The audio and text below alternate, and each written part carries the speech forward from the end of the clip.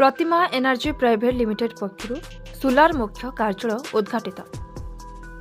PM Surya Ghar बिजुली योजनार जलस्तर यूनिट अधीन प्रतिमा एनर्जी प्राइवेट लिमिटेड पक्षर सोलार मुख्य कार्यालय उद्घाटित होइछि। ठाकुर अनुकूल चंद्र नाती विद्युत रंजन चक्रवर्ती आनुष्ठानिक भाव उद्घाटन करथिले। प्रतिमा एनर्जी प्राइवेट लिमिटेड मुख्य लीना घोष, अवसरप्राप्त electrical executive engineer Hemant Kumar Ghosh, अवसरप्राप्त engineer Srimanta Kumar Ghosh, Punjab National Bank जलस्तर शाखार मैनेजर पंकज कुमार साहू, सीएसए स्वातिस्मिता साहू, सत्य नाग, सुरेश जेना प्रमुख उपस्थित थिले। छात उपरे सौर पैनल स्थापन प्रक्रिया अति सहज। ଏହି व्यवस्था स्वल्प खर्चरे रक्षणाबेक्षण हेबा सहित दीर्घस्थायी मध्य अटे। उपभोक्तांक उपरे विद्युत बिलर भार ह्रास करिबारे ଏହା बेस सहायक होइଥାଏ। सरकारଙ୍କ द्वारा सब्सिडी व्यवस्था सह सहजरे सेवा उपलब्ध।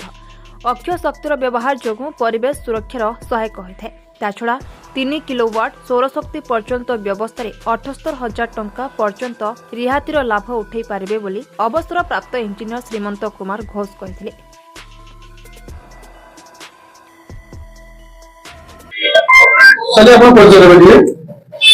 Shri Hemant Kumar Ghosh, retired electrical engineer. I was working in OPTCL and Gridco and NESCO. When it was OSCV, I joined in OSCV.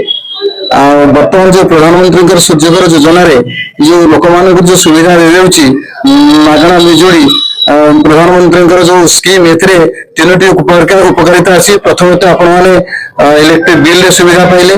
द्वितीय तो पॉल्यूशन जो होची कोयलार जो विद्युत मिलुथिला सेते जो पॉल्यूशन मुक्त पाइबे। ता छडा प्रधानमंत्री मोदी जो घोषणा करथिले मागणा विद्युत ताहा मध्ये कार्यकारी ही परछि।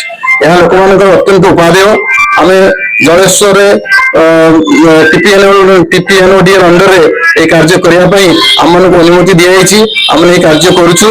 आज हमर पूज्य श्री ठाकुर अनुकूल चंद्र पौत्र विद्युत रंजन चक्रवर्ती द्वारा हमर ए ऑफिस उद्घाटित हला। जलेश्वर मनोज कुमार भुआंको रिपोर्ट बी न्यूज।